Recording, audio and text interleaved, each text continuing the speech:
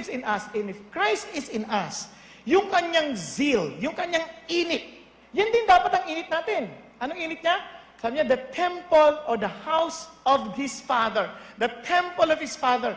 Yan ang kanyang init. Kaya hindi niya gusto ito'y gawing negosyo. Hindi ito nilalapastangan. He's not referring to this place. Naintindihan po natin? He's referring to the temple of God. Ngayon, ganun, huwag mo sirain yan. Huwag mong ulain yan. Huwag mong ipagwalang bahala yan. Ganun pa man, ngayon sa ating Christian, sabi, your body is the temple of the Holy Spirit. Naintindihan? Kaya huwag mong sirain yung katawan na yan. Yan ay pangalagaan mo. Yan ay ingatan mo. Huwag mong gamitin kung saan-saan. Naunawaan po? Hello? Pakisabi sa katabi mo, yung katawan na yan ay hindi iyo. Yan ay templo ng Diyos. Parang masama ang loob niya. Hindi pa kayo natutuwa niyan? Sa maraming tao, pag tinitingnan kayo, parang hindi sila naaakit sa inyo. Pero naakit ang Diyos sa inyo at gawin kayong templo. Naintindihan niyo po yung sabihin? Kaya pag sinabi niyo, let's go to the church, hindi tayo pupunta sa building. Let us gather as a church because we are the church. We are the temple of God. Kaya nagtitipon-tipon ng mga templo ng Diyos, nagsasama-sama. We are gathering as a church. Naunawaan po? Ngayon, pansin niyo po, hindi natin kailanman malilin lang ang Diyos. Maaaring sabihin natin, oh Lord, sa iyo ako, Lord, alam mo naman, sa iyo ako, sabi ng Lord, hindi niya ibibigay sa kanyang sarili pagkakatiwala sapagkat kilalang kilala tayo ng Diyos. Walang kasi yung knowledge niya, yung kanyang kaalaman, ay hindi nadadaan natin, hindi natin kayang bulahin.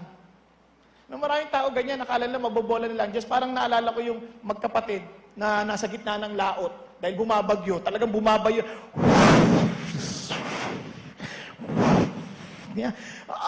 Patay na kami rito. Tapos sabi nung kapatid, Lord, iligtas mo kami. Siguro, maglilingkod na ako sa iyo. Sabing ganon.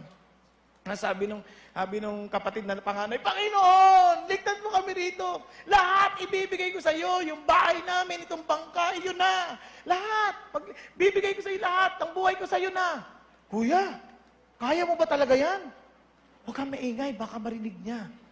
Kunwari lang. Ganun ang tao. Akala nabobola ang Diyos eh. Akala pwede lang bilugin ang ulo. Tayo pwede tayong magbilugan ng ulo. Pero sa Panginoon, wala tayong may tatago. Kaya nga ito, lagi ko paalala rin sa aking sarili. Huwag ka masyadong matuwa sa mga papuri ng tao. Hindi ko sinasabing hindi sila totoo. Ang sinasabi ko lang, lahat ay nagbabago. Yung nagsabi sa inyo, oo, yung pogi-pogi mo, bukas pangit. Iba na. Naintindihan sabihin, yung iba, ang galing-galing mo. Bukas pakalawa, pag ikaw nadapa, tapos ka, aapakan ka pa. Naintindihan sabihin, kaya wag ko kayo basta magpapaniwala. Ganon-ganon ang ginawa na kay Jesus. Naalala ninyo? You are the king. We want to crown him. But eventually, what did they do? Crucify him. Naintindihan niyo po? Si Jesus na yon. Kaya ang ating pong halaga, wala sa sinasabi ng tao. Ang ating halaga sa pinakita ng Diyos sa atin. Siya'y nagkatawang tao para ikay makaugnay. Siya'y namatay para ikay mabigyan muli ng bagong buhay. Ganon ka kahalaga sa Diyos. Naintindihan po? Alam nyo, hindi tayo papansin. Ito nga pinag-uusapan namin. Alam nyo, nung napunta ako sa Amerika, nagulat ako, itong mga taong itong biging bisita namin nung Biyernes. Malaki yung kanilang iglesia. Ngayon ko lang naintindihan, yung konteksto. Ang dami nang lumapit doon ng mga iba't ibang mga foundation, iba't ibang mga ministeryo, na humingi sila ng tulong sa iglesyang ito. Hindi sila pinapansin. Hindi sila pinapansin. Tapos eto ako, nag-attend ako sa kanilang service, tapos sabi ko, paano ko makakausap yung mamang yan? Ganun lang. Sabi, pagka-usap, inimbita mag-lunch, pumayag! Pumayag mag-lunch. Tapos doon sa lunch, nagkwento akong konti, pumayag na agad. Grabe, ano itong problema itong mga taong ito? Nagsipayag lahat. Doon mo alam, Diyos na ito. Sabi niya, kung ikaw lang hindi Diyos yan, hindi ka napapansinin. Unang-una, hindi ka na makita. Ang tatangkad! Ang tangkad! Hindi ka na makita. Tapos sabi niya ganun, hindi pa naintindihan niya. Pangalawa, sino ka? Sinong grupo kayo? Hindi kayo kilala. Sabi niya, naintindihan mo ba yun? Oo, naintindihan ko. Alam ko na yun. Kaya alam ko ang grabe itong problema binigay ng Diyos. Naintindihan niyo po? Tapos ito ang napakagandang bahagi na ginawa ng Diyos. Nung nag-i-English na ho kami, nagbiro ako. Sabi ko, internal hemorrhage na ako ha. Hindi na to nosebleed, hindi na air bleed, internal hemorrhage. Pinagalitan ako ng Diyos. Sabi niya, Huwag kang ganyan. You are putting yourself down.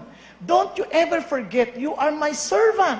Kaya kung sila'y mahirapan umintindi sa'yo dahil mali-mali ang English mo, problema niya yun. Sila ang magno-nosebleed. Hindi ikaw. Naintindihan niyo ibig sabihin? Kasi tayo mga Pilipino, ganyan tayo. We put down ourselves. And God said, no, you are so valuable to me. I died for you. At lalong diniinan ng Diyos, alam niyo kung bakit? Hindi natutuloy. Alam niyo ba? Sabi nung kausap ko, hindi na buntis yung asawa ko. Sabi ng Diyos sa akin, tutuloy yan. Kukunin ko yung bata niyan, alang-alang sa inyo. Alam niyo, sinabi ko sa kasama ko, pare, will ng Lord yan, makukunan yan eh. Nakunan! Iyak ako, wala akong, hiyang-hiya ako sa Panginoon, ba't po ito kinuha? Kawawa naman yung tao, iyak nang iyak yung, dahil nakunan eh. Sabi ng Diyos, because you're so valuable, your country is so valuable to me. Pero buti na lang, pinantan ng Diyos, buntis ulit. Sana kambal. Hindi, sa totoo lang. Sabi ko, God, you're so good. We can never outgive you. Kaya ito, sabi mo sa katabi mo, alam mo, napaka-importante ka sa Diyos. So don't put yourself down. Ang tanong na lang, is God important to you? Hello? Tanongin mo sarili mo, importante ba ang Diyos sa'yo? Yan ang ating titignan sa Kabanatang 3 ng Juan. Sabi natin, sa ating aralin ngayon, tinamagatan ko itong life of my life. Jesus is the life giver. Bakit po? Tingnan natin ang John chapter 3. Tingnan natin sandali. Sabi niya, there was a man of the Pharisees named Nicodemus, a member of the Jewish ruling council. Sabi niya, he came to Jesus at night and said, Rabbi, we know you are a teacher who has come from God, for no one could perform the miraculous signs you are doing if God were not with him. In reply, Jesus declared, I tell you the truth. No one can see the kingdom of God unless he is born again. How can a man be born when he is old? Dapat lang, tanongin mo, paano babalik yan? Sabi niya, Nicodemus asked, surely he cannot enter a second time in his mother's womb to be born? Tama naman eh. Lumabas na nga eh, anong babalik pa yan? So, kahit yung bata, paglabas niyan, tuwa-tuwa yan, kaya naiyak pa sa tuwa. Nakalabas na rin ako sa wakas. Ano hindi sabihin? Hindi na babalik yan. Tapos pangalawa sabi niya, Jesus answered, I tell you the truth, no one can enter the kingdom of God unless he is born of water and the Spirit. And flesh gives birth to flesh, but the Spirit gives birth to spirit. You should not be surprised me saying you must be born again. The wind blows wherever it pleases. You hear its sounds. Its sound, but you cannot tell where it comes from or where it's going. So it is with everyone born of the Spirit.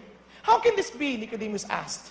You are Israel's teacher, said Jesus, and do you not understand these things? Sabi niya, I tell you the truth, we speak of what we know, and we testify to what we have seen, but still you people do not accept our testimony. I've spoken to you of earthly things, and you do not believe. How then will you believe if I speak of heavenly things? No one has ever gone into heaven except the one who came from heaven, the Son of Man. Talagang dinidiinan niya na ito ng mabuti. Sabi niya, wala, hindi niya maintindihan. Ang makakaintindi lang, yung galing doon. Mahirap talaga intindihin, kasi galing doon eh. Pero ako yung galing doon. Just as Moses lifted up the snake in the desert, so the Son of Man must be lifted up, that everyone who believes in Him may have eternal life. For God so loved the world that He gave His one and only Son, that whoever believes in Him shall not perish but have eternal life. For God did not send His Son into the world to condemn the world, but to save the world through Him. Whoever believes in Him is not condemned, but whoever does not believe stands condemned already because he has not believed in the name of God's one and only Son. This is the verdict. Light has come into the world, but men love darkness instead of light because of their deeds were evil. Everyone who does evil hates the light and will not come into the light for fear that his deeds will be exposed. But whoever lives by the truth comes into the light, so that it may be seen plainly that what he has done has been done